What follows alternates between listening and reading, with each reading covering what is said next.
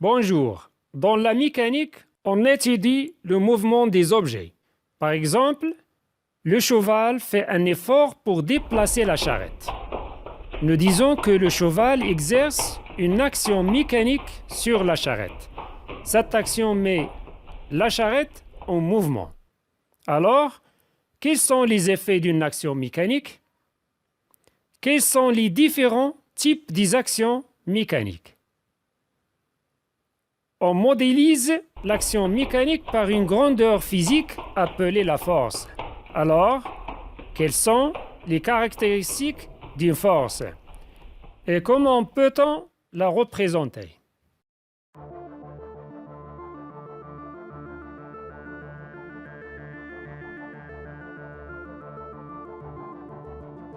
Pour parler d'action mécanique, il faut qu'un corps agisse sur un autre.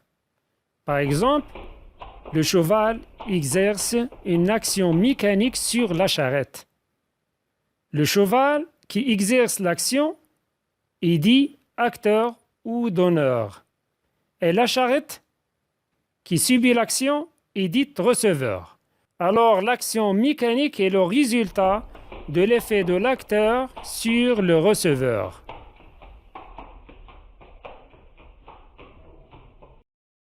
Alors, quels sont les effets d'une action mécanique?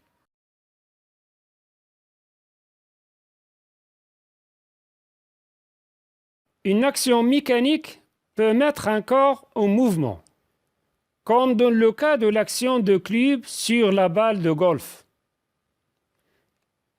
Elle peut modifier le mouvement du corps, c'est-à-dire la trajectoire, la vitesse, comme dans le cas d'un coup de tête d'un footballeur.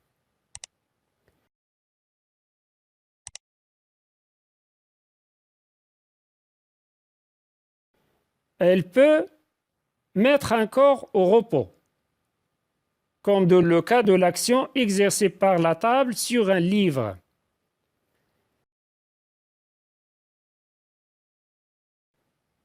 Et elle peut déformer un corps, comme l'action du doigt qui déforme la règle. Dans ces deux cas, l'effet est dynamique.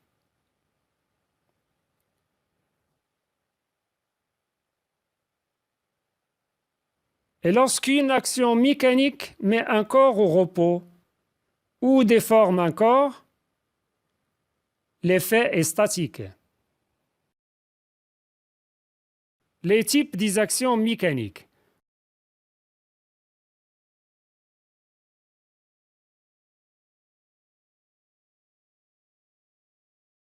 On peut les classer en deux types.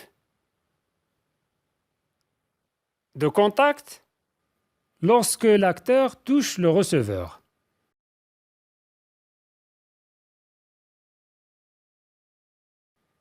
Et à distance, lorsqu'il y a absence de contact entre l'acteur et le receveur.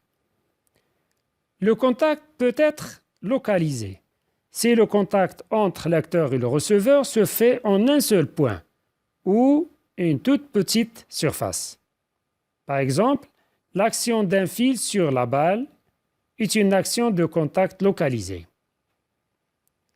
Et le contact peut être réparti ou distribué. Par exemple, l'action de la table sur un livre.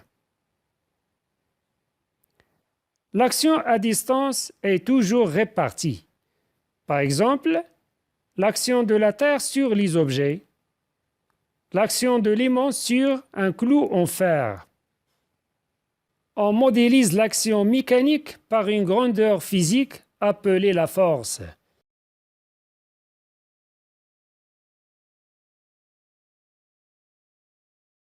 qui se caractérise par 4 caractéristiques.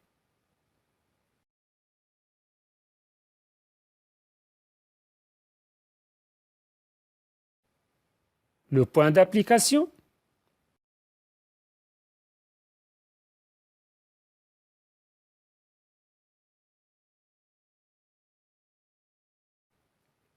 la droite d'action,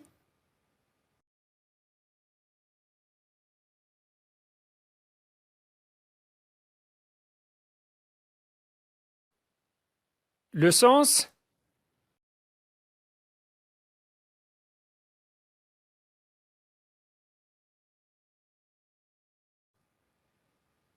et l'intensité. Le point d'application. Le point d'application pour une force de contact localisée, ce point est le point de contact entre l'acteur et le receveur de la force. Pour une force de contact répartie, le point d'application est le centre de la surface de contact. Pour une force à distance, le point d'application est le centre de gravité de l'objet qui subit la force. Notez G.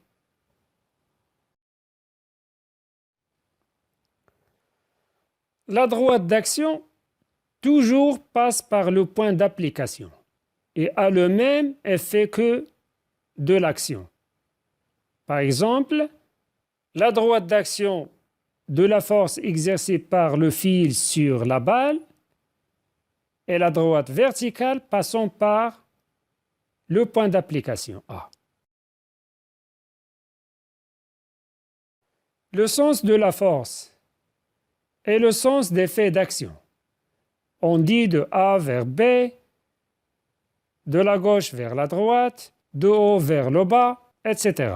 Par exemple, le sens de la force exercée par le fil sur la balle est de A vers le haut, ou bien de bas vers le haut.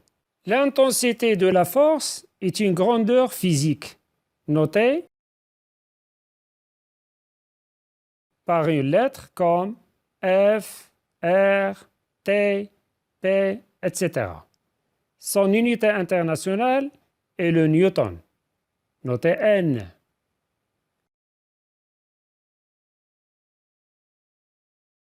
Se mesure avec un appareil qu'on appelle le dynamomètre.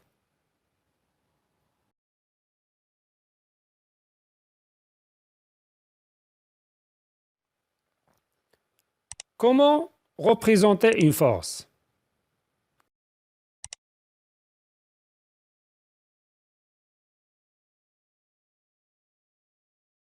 On représente une force par un vecteur sous forme d'une flèche comme F, R, T, P, etc.